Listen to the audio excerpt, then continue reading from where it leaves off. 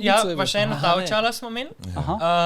In so lahko probali torej en mixed reality igro, ki so v bistvu, pač stene so razpadale, pa so pa take žogice, puhaste, so tako se sprehajale okrog po prostoru, ti si jih mogel pa streljati. In pač to se v prostoru dogaja. To je cool, ja. Zelo imersivna taka izkušnja. Je pa to First Contact od Meta? Ja, tudi zastonj igra prva, ki jo imaš na očalih, da vidiš, kaj ta očala lahko naredi. Ta očala so dejansko prva XR, a ne? Kaj pomeni XR?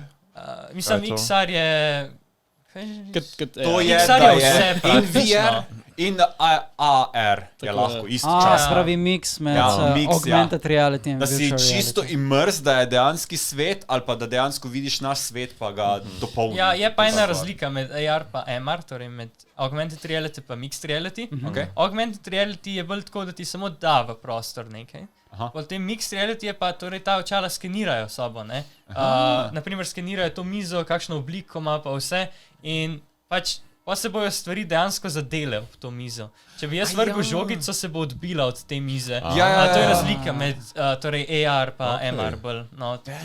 Zato so ta očala meni to. Neka taka tridimenzionalna zaznava? A to je razlika? Ja, pa na sredini ta očala imajo torej depth sensor, torej za globino.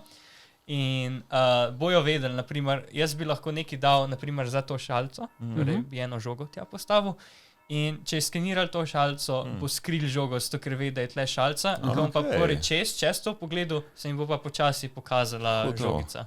Tako da je v bistvu kakor, da bi bilo tam, no. Medtem ko augmented bi ti pa sem na šalico napopel. Ja, tudi če bi bilo v zadnji, še vsem čez šalico gledal. Več to je razlika, no. No, če se pa vrnemo na temo, se pravi, definitivno niso prva, ki lahko mešajo, ne. Že prvi Quest 2 je imel sicer samo eno barno, ne. Samo črno-belo je. Tako. Kaj več veš ti na to temo? Jaz sem imel nikoli... Jaz sem bolj v sistemu, torej Meta oziroma Oculusa.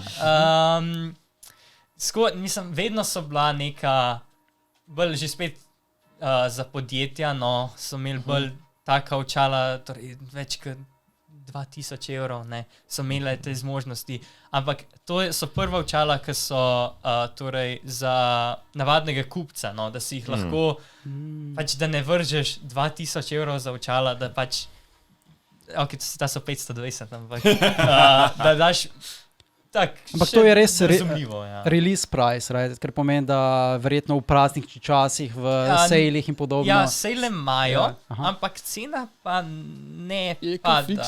Fiksna je od takrat, ko pridejo ven, je bolj ne fiksna cena. Vse tako, ko so prej omenila, so že sami po sebi Meta gre v minus, kar se tiče prodaje, ne?